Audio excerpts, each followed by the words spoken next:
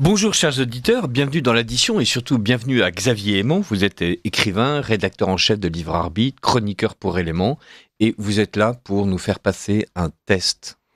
Voilà un petit test sur l'actualité. On avait déjà fait l'exercice en fin d'année et l'équipe s'était montrée particulièrement brillante. Donc on va voir si c'est le cas également aujourd'hui. Alors si vous voulez bien, on va commencer par une petite citation. Et vous allez me dire de qui est-elle, si vous trouvez.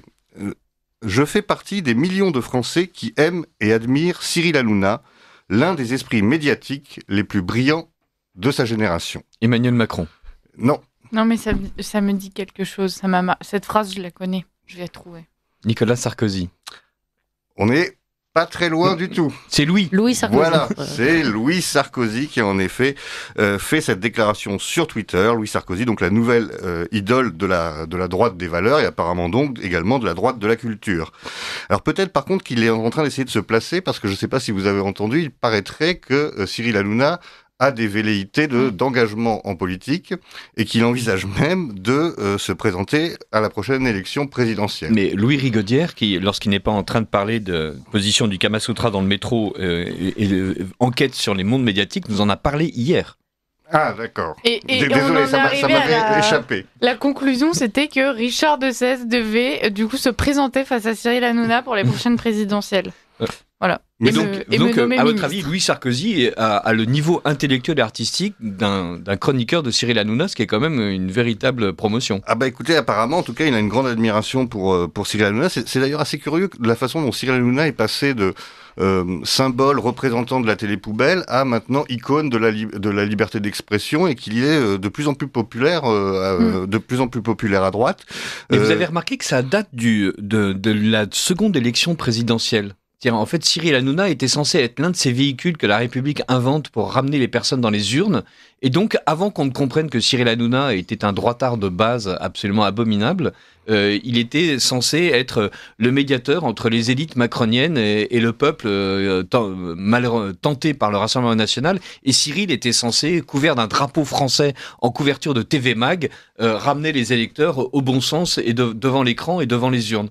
Oui, même si apparemment ça n'a pas fonctionné très bien, puisque les sondages montraient que le public de Cyril Hanouna était largement un électorat du Rassemblement national. C'est incroyable, il semblerait qu'Emmanuel Macron fasse de mauvais calculs politiques. C'est fou, c'est fou. Mais en fait, il a vraiment aussi, je pense, marqué des points entre guillemets à droite, parce qu'il a invité, c'est vrai, des personnalités qu'on n'a pas l'habitude de voir sur les plateaux, des représentants de la droite identitaire, et ce genre de choses. Mais est-ce que ça mérite pour autant d'avoir ce succès qu'il a auprès d'une certaine droite? Je trouve ça un petit peu quand même un petit peu navrant. On peut en effet critiquer les actions de l'Arcom contre C8 et Cyril Hanouna, parce que c'est évidemment une stratégie politique et sans en faire, je pense, quand même la nouvelle icône de la droite et placer des espérances quelconques dans ce personnage quand même. Enfin bref, si vous voulez, on va rester dans la haute culture mais cette fois-ci un chiffre. Alors le chiffre, c'est 9407. C'est un beau chiffre. C'est un chiffre. Commençons par. Alors, on va préciser. Est-ce que c'est un chiffre premier? Je ne crois pas. C'est par rapport au cinéma. Ça doit être un nombre d'entrées de toutes pour elle. Exactement. Voilà. Bravo. J'allais dire un AV, forcément. Soit Camélia Jordana, soit on ne sait pas. Il y en a un qui est en train de couver d'ailleurs. Hein. Donc 9407, c'est donc en effet le nombre de spectateurs qui sont allés voir Toutes pour une, donc la version woke et féministe des Trois Mousquetaires, durant la première semaine d'exploitation. Alors, durant cette période, Toutes pour une, donc qui a été réalisée par Dounia Benyamina, a totalisé ses 8407 entrées pour 155 copies, pour un budget, au passage, de 10 millions d'euros d'investissement.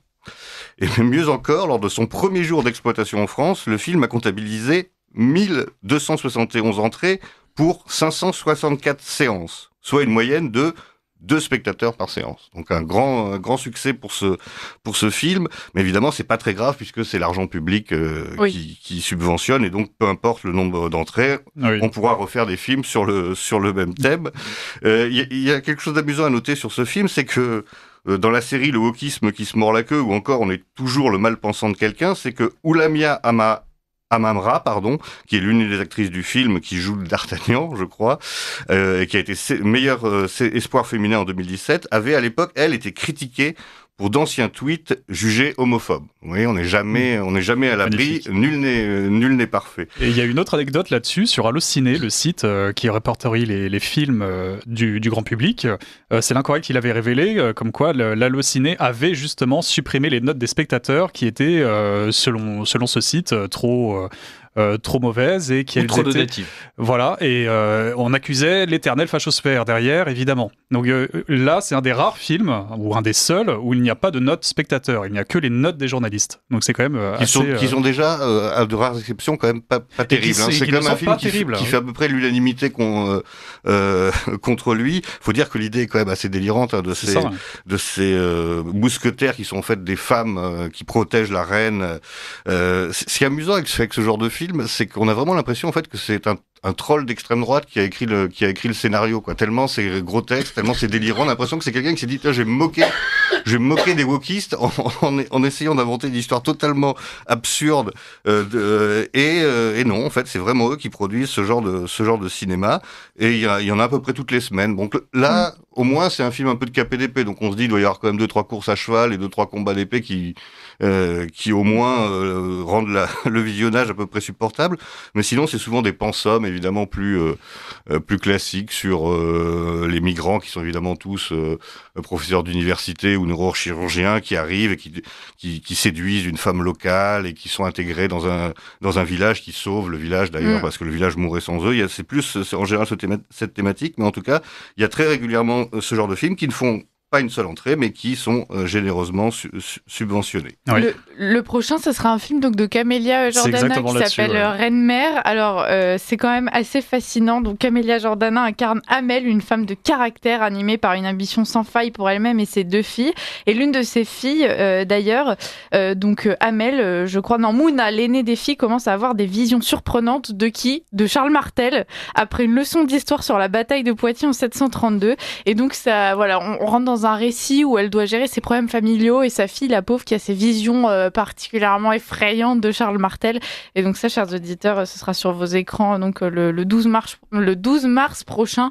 Je pense encore une fois, on aura de belles entrées. Ah oui, mais il y en a aussi un qui a l'air particulièrement gratiné. C'est un film qui s'appelle, je crois, Jouer avec le feu, avec Vincent Lindon. C'est un père un père de famille qui se rend compte que son fils commence à partir à la dérive. Alors partir à la dérive vers la drogue, il traîne vers les bandes violentes. Non, il se rapproche d'un groupuscule identitaire. Donc c'est évidemment l'angoisse, mais on imagine bien que Vincent Lindon va le sauver de ce piège et de cette perspective particulièrement angoissante. Le déclic, c'est quand il revient en Barbour, là vraiment stupeur et tremblement. Et puis il y a le service public aussi qui nous a diffusé récemment j'ai oublié le titre. Bénichou 16. Bénichou 16, exactement, où une femme se rend compte que son mari est radicalisé, un radicalisme chrétien, catholique, c'est ça. C'est pire. Et en plus, il a une particule. Je crois que c'est terrifiant. Il y avait tous les trigger warnings, comme nous disons nous autres gauchistes, qui auraient dû alerter la pauvre fille. C'est ça. Et là encore, il tabasse donc son mari. Elle se rend compte qu'il tabasse des gens dans la rue et il y a un moment un groupe de jeunes en Barbour qui tabasse des gens en terrasse. C'est magnifique. C'est très fréquent. Il suffit de se balader dans les rues de Paris le samedi soir pour voir ce genre de scène. Non mais c'est quand même assez. Ils sortent leur dague de chasse pour oxyre les gens.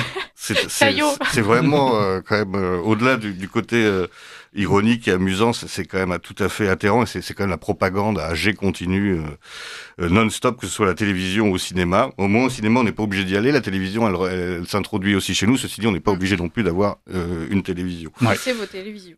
Alors si on continue donc ce petit questionnaire, là, on va repasser sur une citation. Alors ça c'est pas forcément très facile, mais donc la phrase est la suivante: Joe Biden a été un très grand président, le meilleur depuis Roosevelt. Alain Juppé. C'est la même génération. C'est un vieux coucou qui est toujours là, à qui on demande toujours son avis, alors qu'il s'est un peu trompé sur tout. Mais c'est pas vraiment un politicien. Laurent Fabius ? Ah oui, non, c'est pas un politicien. C'est un économiste. Jacques Attali ? Presque, on pourrait dire. Ils se ressemblent d'une certaine façon, on pourrait dire. Un vieil économiste qui s'est toujours trompé sur tout. Pourtant, Jacques Attali correspond parfaitement à cette... C'est pas le seul sur ce modèle. Allez, un autre indice. Alors, qu'est-ce que je pourrais dire sur lui il est chroniqueur dans l'Express. Ça va peut-être pas vous êtes peut-être pas des grands lecteurs de l'Express. Je suis exclusivement Radio Courtoisie. De temps en temps, je m'égare dans le Figaro, mais c'est... Bon, son prénom est Alain. Alain Minck. Alain Minck, bravo. Ah ouais, c'était trop simple. Mais merci, avec cet indice, merci 1000 fois. Mais on n'y pensait plus, Alain Minck, en fait. Mais oui, mais il est toujours là. Il est toujours là. Il revient régulièrement. On lui demande à nouveau son avis. Il dit des choses qui sont tout à fait contredites par la réalité. Il se fait un peu oublier le temps que les gens passent à autre chose et il revient. Non, c'est fabuleux. C'est vraiment un économiste intéressant à suivre. Quand est-ce qu'il a déclaré un truc aussi intelligent ? Alors, c'est dans l'Express la semaine dernière. Mais apparemment, il est pas le seul. Hein. J'ai regardé, il y a plusieurs citations qui rendaient hommage à Joe Biden, mais celle-là était la plus forte. Hein. Quand même, le meilleur président depuis Roosevelt, c'est quand même pareil. Et il lui rendait hommage parce que c'est grâce à Biden que l'Europe était déjà à genoux d'un point de vue énergétique avant que Trump ne prenne le pouvoir. C'est grâce à Biden et à sa loi IRA que l'intégralité des investissements européens avait déjà fui aux États-Unis. Je veux dire, qu'est-ce qu'il saluait en Biden ? Il saluait justement le bilan économique de Joe Biden essentiellement en disant qu'il avait relancé l'économie américaine, en effet au détriment de la nôtre, mais ça avait pas l'air de le déranger ni de le choquer particulièrement, mais il disait que ça avait été vraiment un très grand président. Bon, apparemment les Américains n'ont pas pensé comme Alain Minck, mais on sait très bien que les Américains sont bêtes, contrairement à Alain Minck qui est particulièrement intelligent. Ouais, c'est le cercle de la raison. Exactement. Alors si vous voulez bien, on va repasser cette fois-ci à un petit chiffre. Alors ça, c'est quelque chose que j'ai trouvé assez amusant, c'est 2,9 watts. Est-ce que ça vous évoque quelque chose ?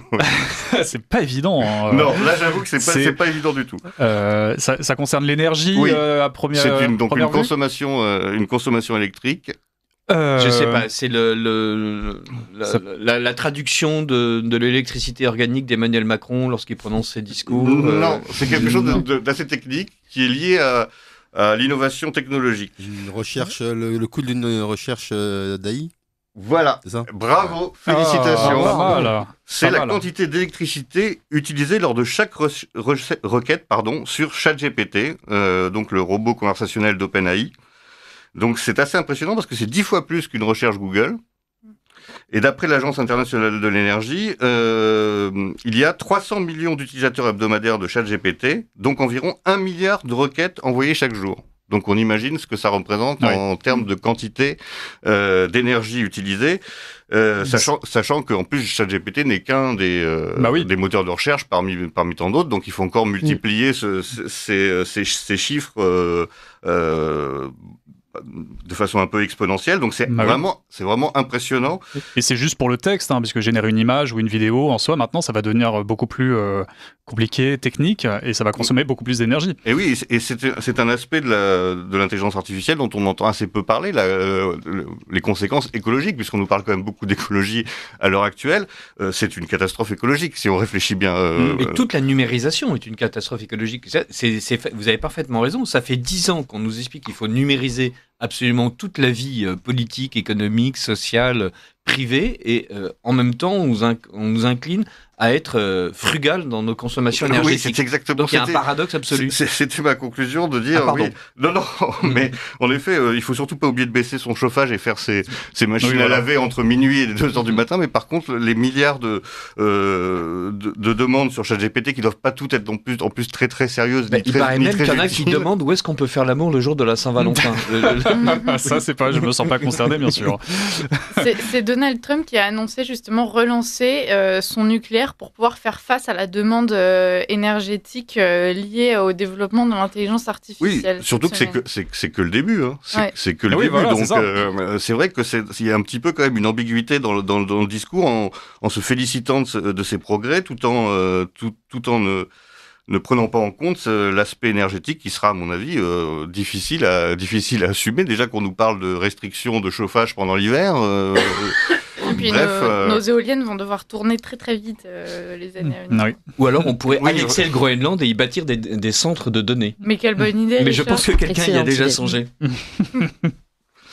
Alors une autre citation, cette fois, si l'argent ne faisait pas le bonheur, il y a longtemps que des riches malheureux auraient rendu l'argent. Alors ça, c'est un petit hommage parce que c'est quelqu'un qui est disparu récemment. un homme de presse. Ah mais j'ai lu, donc, voilà. J'ai regardé par-dessus votre épaule. Comme ça, vous laissez pas le blanc s'installer et notre manque de culture trop dévoilé. C'est un homme de presse de gauche. Un homme de presse de gauche, c'est forcément. Pour toi, Louis. Oui, mais justement, qui je m'en veux un s'était peu. notamment distingué lors de l'affaire DSK. Jean-François Kahn. Voilà, mais oui. Mais merci Arnaud. Mais ça a fait très peu de bruit pour le coup, j'ai trouvé l'annonce de sa disparition. J'ai vraiment trouvé très peu d'articles et très peu d'annonces à la télévision, sachant que c'était quand même quelqu'un, ce qu'on en pense, du bien ou du mal, c'était quand même quelqu'un d'extrêmement influent et qui a fondé plusieurs médias. Donc c'est quand même assez intéressant là-dessus. Mais c'est vrai que oui, Jean-François Kahn, qui avait perdu son frère Alex Kahn, qui était un grand professeur pendant le Covid. Voilà, vous voyez qu'on a de la culture. Mais personne n'en a jamais dû. Non, mais Jean-François Kahn, pour moi, c'est l'événement du jeudi, donc c'était quand même l'abomination de la désolation. C'était quand même l'un des pires canards de gauche qui ait jamais existé. Oui, alors il s'était un peu amélioré avec l'âge, je trouve, parce que c'est vrai qu'il avait aussi fondé Marianne, qui est un journal plus intéressant, plus nuancé, qui est même qualifié par l'extrême gauche de journal de droite, voire d'extrême droite, donc ce qui est plutôt bon signe.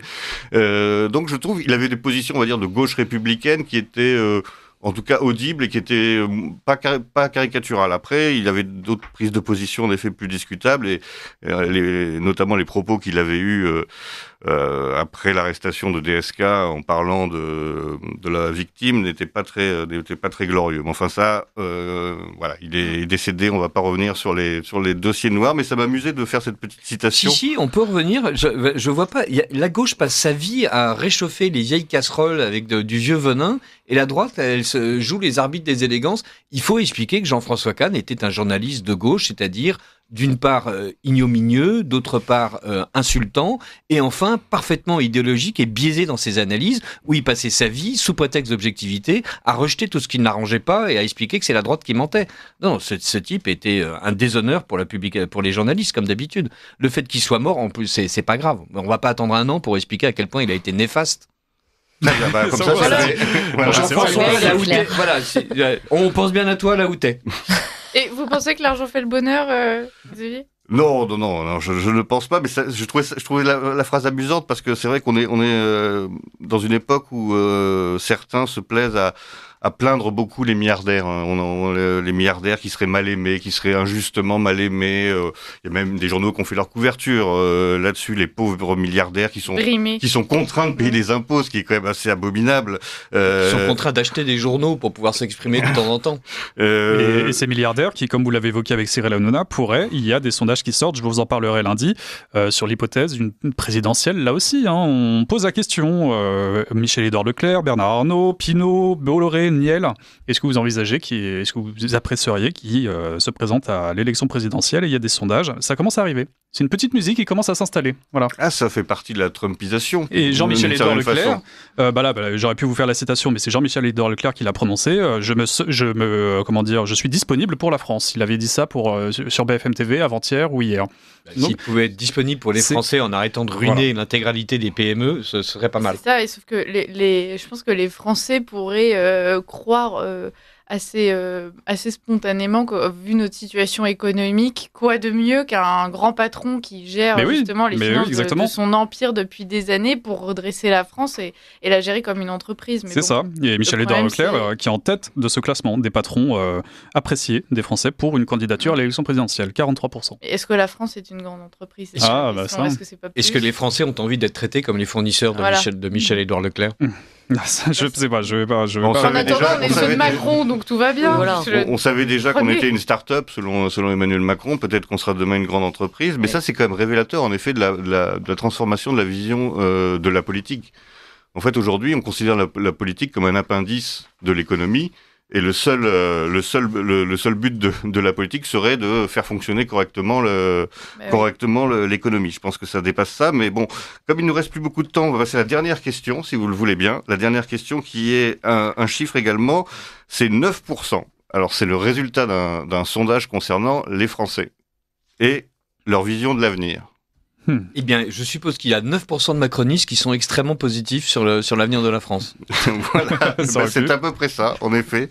C'est 9% des Français qui pensent que la prochaine génération vivra mieux que l'actuelle génération. Il y a que 9% de Français qui ont cette opinion, contre par exemple 30% aux États-Unis et 69% en Chine. Donc on est les champions du monde du pessimisme selon le Truth Barometer d'Edelman, qui est une enquête annuelle menée par le groupe international de conseil et de communication.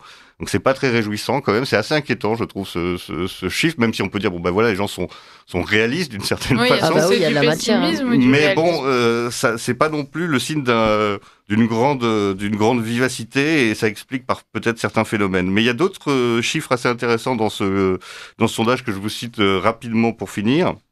C'est que cette étude révèle par ailleurs que 71% des sondés n'ont pas confiance dans les médias. Donc ça, c'est plutôt une bonne chose, parce qu'on parle évidemment des médias de grand chemin, comme on dit. Mais merci. Faut qu'ils écoutent Radio Courtoisie. Et pas des médias sérieux comme Radio Courtoisie, et que le même pourcentage pense que les institutions trompent sciemment la population. Et le dernier chiffre qui est vraiment plus frappant encore, 35% des sondés estiment que la violence est désormais légitime pour accélérer les nécessaires changements. Et ça, c'est une vraie nouveauté. On voit qu'il y a une sorte de radicalisation dans l'opinion publique vis-à-vis des institutions envers lesquelles il n'y a plus aucune confiance. Je crois qu'il y a maintenant près de 50% des Français qui pensent que la démocratie, en fait, est complètement en panne et qu'il faudrait changer de système pour faire en sorte qu'il y ait de véritables solutions qui permettent d'assurer à nos enfants autre chose qu'un coup de machette ou le fait d'acheter des raviolis faits à partir d'on ne sait pas trop quoi dans les épiceries les moins chères possibles, qui ne sont pas encore gérées par Michel-Édouard Leclerc. Non, mais ça se ressent même. Quel Français n'a pas au fond de lui, ou même pas forcément au fond de lui, l'envie, quand on voit les tracteurs d'agriculteurs se masser autour de l'Assemblée nationale, est-ce que vous ressentez pas un peu cette envie de se dire, mais oui, ils vont y aller, ils vont rentrer dans l'Assemblée nationale ? Je pense que oui, il y a une petite tentation. Toujours. Ouais. On a envie de revivre un peu les gilets jaunes avec une petite, un peu plus de politique derrière et quelques leaders un peu plus sérieux. Je pense qu'on peut voir des choses intéressantes. On peut espérer en tout cas, mais je trouve ces chiffres en tout cas plutôt encourageants sur l'avenir et sur ce qui peut se passer dans notre pays. Ça montre qu'il y a encore un peu de vivacité. En tout cas. Voilà. Oui, justement. Voilà, il y a pas une grande foi à l'avenir, mais il y a une grande lucidité qui va peut-être amener à de véritables prises de position politiques intéressantes, comme celles que nous montrent les agriculteurs, qui sont capables de renoncer aux vieux syndicats.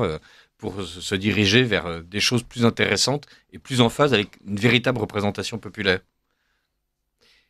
Xavier Aimant, merci mille fois. Je rappelle que vous êtes le rédacteur en chef de Livre Arbitre et que vous chroniquez à Éléments. Je suis également rédacteur en chef d'Éléments. Et que vous êtes rédacteur en chef d'Éléments. Voilà. Promotion. Vous êtes le Cyril Hanouna de notre famille.